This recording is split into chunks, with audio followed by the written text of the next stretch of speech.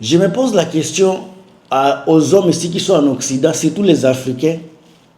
Qu'est-ce que vous proposez aux femmes quand vous les amenez dans votre vie? Quels sont les projets que vous avez avant de vous engager à une femme, afin de quelqu'un?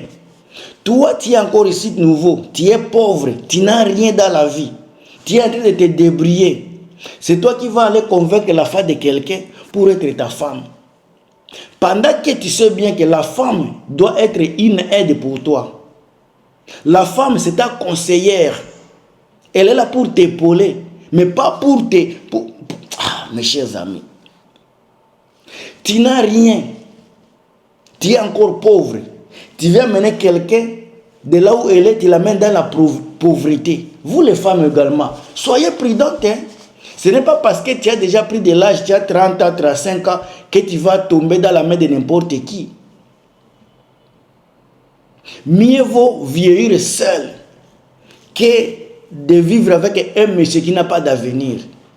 Parce qu'un monsieur qui n'a pas d'avenir, il va finir pour être un alcoolique, un fumeur de cigarettes partout par là. Tout ça, ce sont des dépenses que vous n'allez pas comprendre. Boire de la boisson tout le temps, fumer de la cigarette chaque jour, faire des calculs mensuellement, combien d'argent les gens dépensent en faisant cela. C'est là où vous allez comprendre qu'il y a d'autres hommes ici en Occident qui vont vous rendre pauvres sans le savoir. Tu sais bien que tu auras les enfants. Même si ça sera un ou deux, tu sais que ça va arriver. Tu auras besoin de fonder ton foyer. Mais es-tu prêt à fonder le foyer avec un monsieur qui n'a pas d'avenir, un vaurien, un vagabond, parce que ton âge a avancé? Je pense que vous les femmes, soyez un peu cultivées. Vous êtes en Occident. Regardez ce que le monde peut vous donner. Vous n'êtes pas aux années 70 ou aux années 80.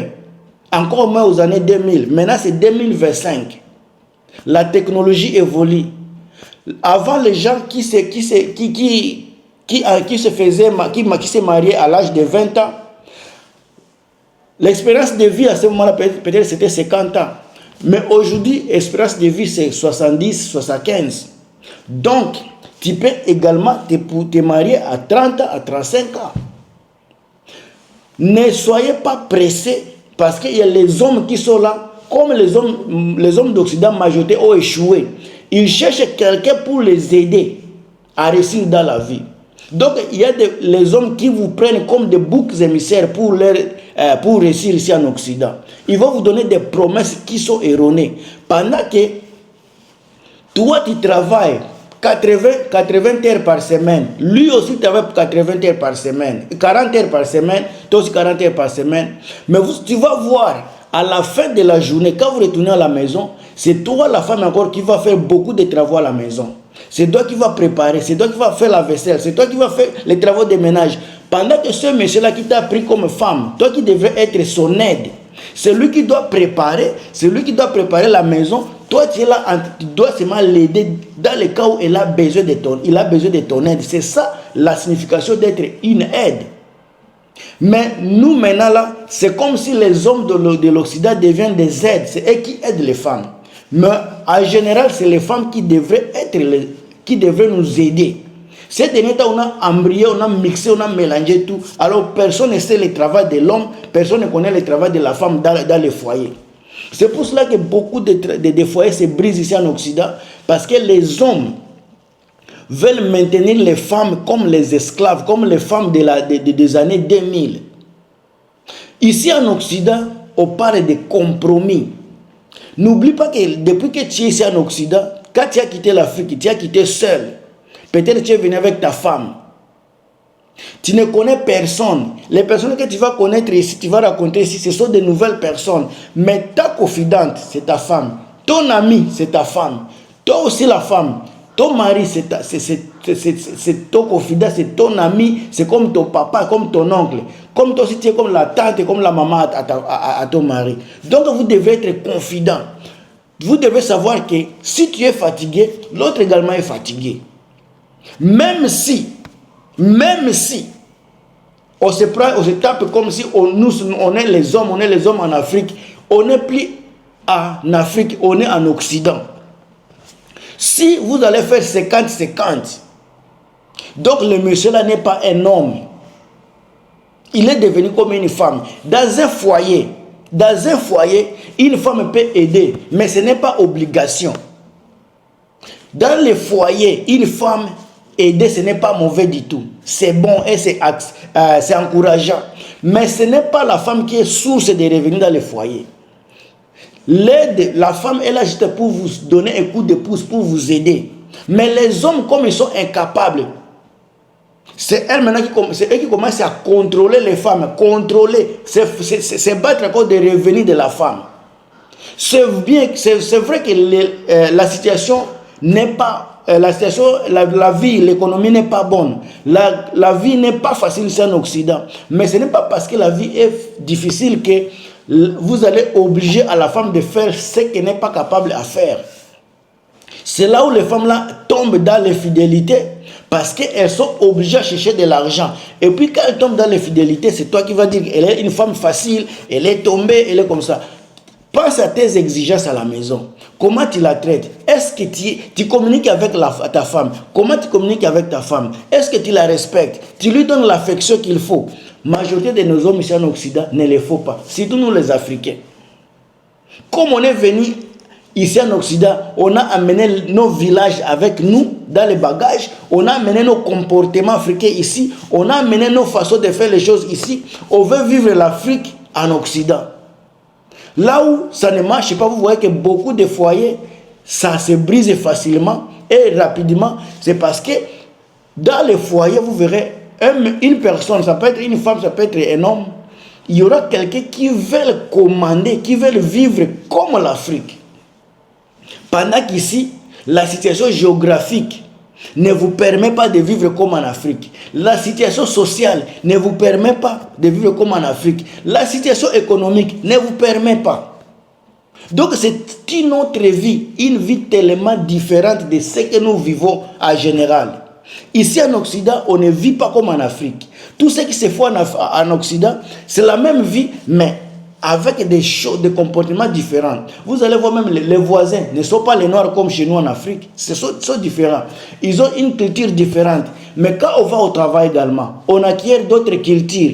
La femme aura des amis avec une culture qui est différente des amis que le mari va avoir à son travail, totalement différente. Alors, et puis chaque foyer est différent. Ne comparez pas votre foyer avec les foyers des voisins. Parce que vous n'avez pas grandi ensemble. Vous ne venez pas de la même famille. Vous n'avez pas le même background. Alors il ne faut pas comparer ta femme à la femme de ton voisin. Ne comparez pas ton mari avec le mari de quelqu'un. Ce n'est pas parce qu'ils ont acheté une voiture que vous êtes forcément obligé d'acheter une voiture. Ce n'est pas parce qu'ils investissent en Afrique que toi tu vas investir également en Afrique. Chacun a des facultés différentes. Ce n'est pas parce que lui il mange mouton que toi tu vas manger mouton. Il y a les gens qui ne peuvent pas même, qui sont allergiques à la viande de porc.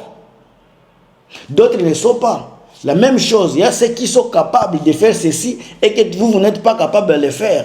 Vous n'êtes pas venu avec les mêmes objectifs, mêmes projets, tellement différents. Mais là où ça devient difficile, tout comme parce qu'on sait que l'homme c'est le leader, c'est le guide. L'homme c'est lui qui donne la lumière des foyers. Si tu n'as pas une vision claire, tu vas gâter la famille. Si tu n'as pas des objectifs qui sont bien définis, ta femme ne sera pas capable de te donner des coups de pouce. Si tu n'as pas de vision claire, la femme ne sera pas capable de t'aider. Parce qu'elle est là pour t'aider, elle est là pour te soutenir, elle est là elle est là pour toi. Mais alors, si tu ne la mets pas à valeur, elle ne saura pas ce qu'elle peut faire pour toi. Si tu ne la mets pas à valeur, elle ne saura pas comment t'aider. C'est à toi de donner à ta femme la ligne de conduite. C'est à toi de donner l'orientation à ta femme, à ta famille. Parce que si tu n'es pas un leader, tu vas gâter tout. Parce que la femme, elle est venue tout en espérant que toi, tu vas la conduire. Tu es le leader. Mais si tu es un mauvais leader, tout va se gâter. Oh, je ne t'ai pas dit. Ici en Occident, il faut être prudent. Il faut ouvrir les yeux. Chercher surtout, quand il s'agit de de se mettre en relation avec quelqu'un, soyez prudent parce que le monsieur que vous allez mettre dans votre vie, ou bien la femme que vous allez mettre dans votre vie, ça va être risque de votre bonheur ou bien de votre malheur. Parce que ce n'est pas tout le monde qui a à épouser. Ce n'est pas tout le monde avec qui on peut vivre ensemble. Il y a les gens qui sont nés juste pour vivre seuls. Soyez prudents. Ici en Occident, on va vous gâter la vie. On va vous gâter la vie, encore une fois, on va vous gâter la vie. Tout ce que je dis ici est vrai et vérifiable. Évitez également les amis qui ne vont vous amener à rien. Les gens qui ont de l'énergie négative, supprimez-les dans votre vie. Faites des recherches, intégrez-vous dans la communauté là où vous êtes. Regardez ce que les gens font, comment les gens font les choses, pour que vous puissiez être capable également à faire. Vous n'allez pas amener quelque chose de nouveau. Tout ce que vous voyez, ça a déjà existé. C'est à vous maintenant de regarder ce que les gens font.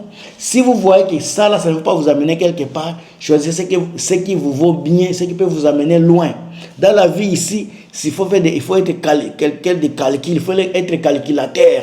Ça vous fera du bien. Encore une fois, c'est votre frère Gilmas. Tout ce que je vous dis ici, si vous le mettez en pratique, vous allez me remercier demain. À plus.